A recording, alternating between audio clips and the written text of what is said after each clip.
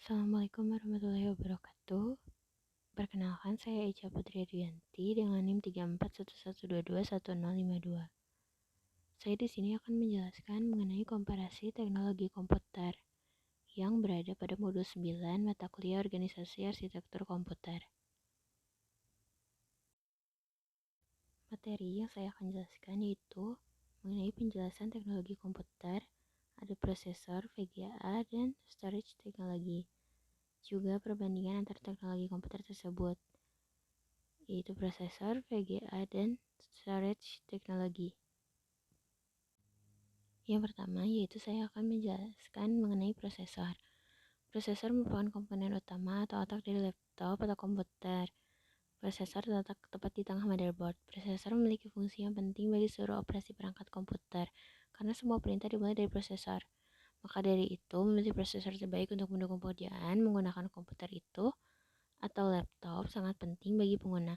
Mulai dari pekerjaan sederhana seperti menulis, membalas email, berselancar di internet, main game, dan mengolah grafis, semua dilakukan dengan komputer atau laptop.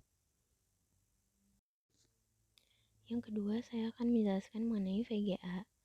VGA adalah singkatan dari Video Graphic Adapter, yang merupakan sebuah hardware yang memiliki peran dalam pemrosesan informasi grafis pada komputer, laptop, atau PC yang nantinya akan ditampilkan ke layar.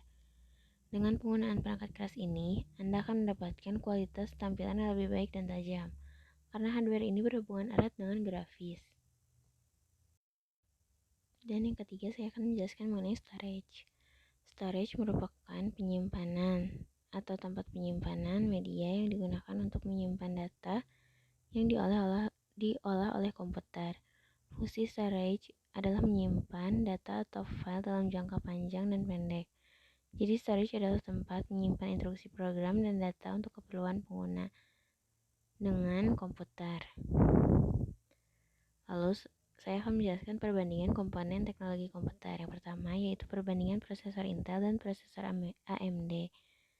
Dari segi harga, dibandingkan AMD, harga dari prosesor Intel jauh lebih mahal, dikarenakan Intel diklaim jauh lebih unggul dari AMD. Hal ini juga mengingat bahwa gambar yang ditampilkan oleh prosesor Intel jauh lebih tajam dan jelas. AMD sedikit tertinggal dibandingkan dengan Intel dari sisi multimedia. Dari segi gaming, jika melihat perbandingan antara AMD dan Intel, dari segi grafis game, tentu AMD terbukti jauh lebih kuat. AMD mampu bertahan di posisi serupa walaupun suhu laptop meningkat. Selanjutnya yaitu ada kelebihan dan kekurangan dari Intel, dan kelebihan dan kekurangan dari AMD. Yang pertama, kelebihan dari Intel yaitu prosesor Intel tidak cepat panas, branding Intel lebih baik dibanding AMD, dan performa keseluruhan lebih baik. Kekurangannya yaitu kualitas grafis Intel masih kalah dibanding AMD, dan harganya yang mahal. Selanjutnya, kelebihan dari AMD yaitu harga yang dimiliki lebih murah. AMD memiliki teknologi Hyper Transport Technology dan teknologi Cool and Quiet yang mampu mengatur penggunaan power yang lebih efektif.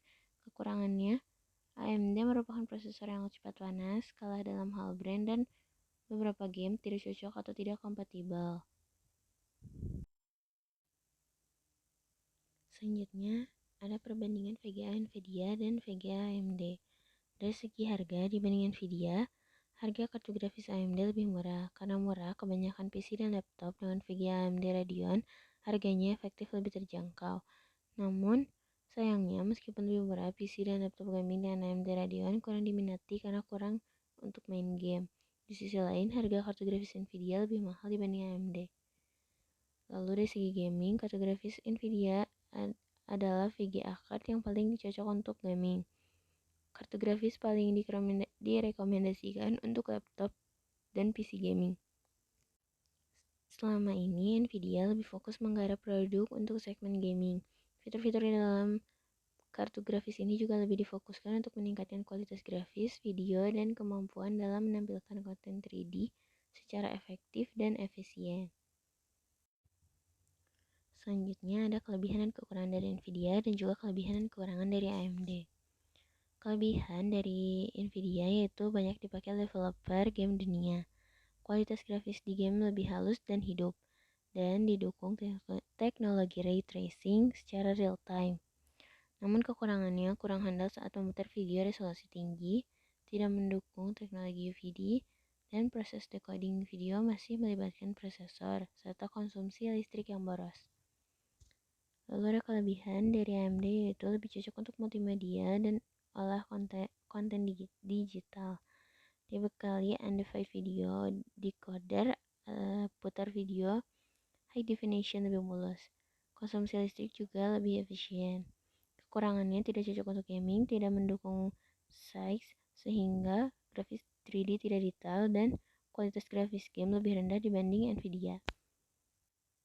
Selanjutnya di bagian storage ada primary storage, yaitu terdapat RAM yang merupakan random access memory, merupakan sebuah perangkat penyimpanan sementara yang bertugas untuk melayani prosesor dalam mengolah data, fungsi, dan RAM sangat penting karena hard disk biasa tidak bisa melayani secara langsung dalam pengolahan data di prosesor.